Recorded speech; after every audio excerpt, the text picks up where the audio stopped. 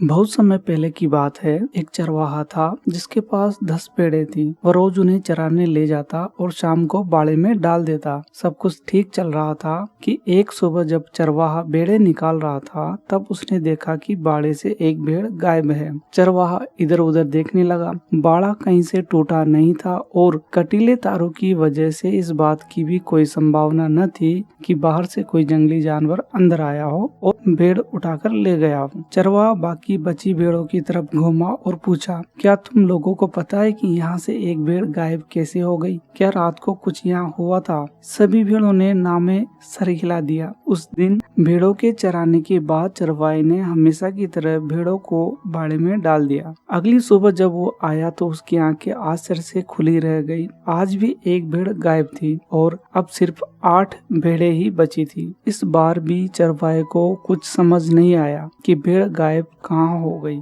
बाकी बची भेड़ों से पूछने पर भी कुछ पता नहीं चला। ऐसा लगातार होने लगा और रोज रात में एक भेड़ गायब हो जाती। फिर एक दिन ऐसा आया कि बाड़े में बस 2 ही भेड़ें बची थी। चरवाहा भी बिल्कुल निराश हो चुका था। मन ही मन वो इसे अपना दुर्भाग्य मान सब कुछ भगवान पर छोड़ दिया था। आज भी वो उन 2 भेड़ों को बाड़े में डालने के बाद मुड़ा। तभी पीछे से आवाज आई, रुको रुको, मुझे अकेला छोड़कर मत जाओ, वरना ये भेड़िया आज रात मुझे भी मार डालेगा। चरवाहा फौरन पलटा और अपनी लाठी संभालते हुए बोला, भेड़िया कहाँ है भेड़िया? भेड़ इशारा करते हुए बोली, ये जो आपके सामने खड़ा है दरअसल ये भेड़ नहीं, भेड़ की खाल में भेड़िया है। जब पहली बार एक भेड़ गायब हुई तो मैं डर के मारे उस रात सोई नहीं थी। तब मैंने देखा कि आधी रात के बाद इसने अपनी खाल उतारी और बगल वाली भेड़ को मारकर खा गया। भेड़िए ने अपना राज खुलता देख वहां से भागना चाहा, लेकिन चरवाहा चौकन्ना था और लाठी से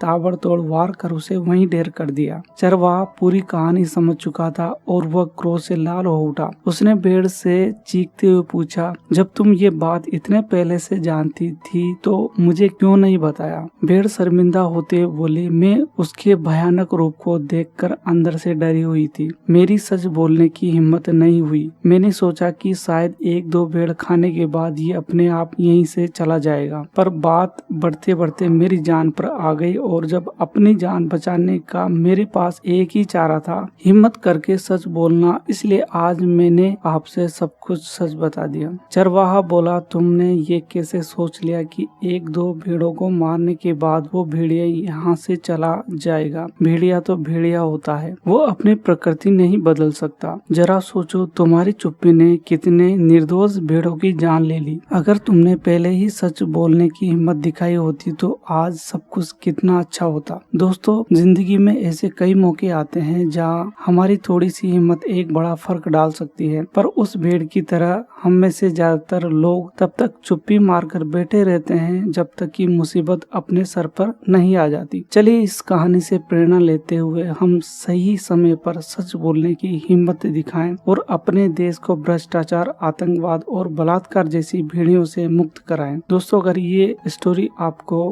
पसंद आई तो इसे लाइक करिए, शेयर करिए और अगर अभी तक आपने इस चैनल को सब्सक्राइब नहीं किया है तो इसे सब्सक्राइब करिए। मिलेंगे अगले वीडियो में एक नई मोटिवेशनल स्टोरी के साथ। जय हिंद।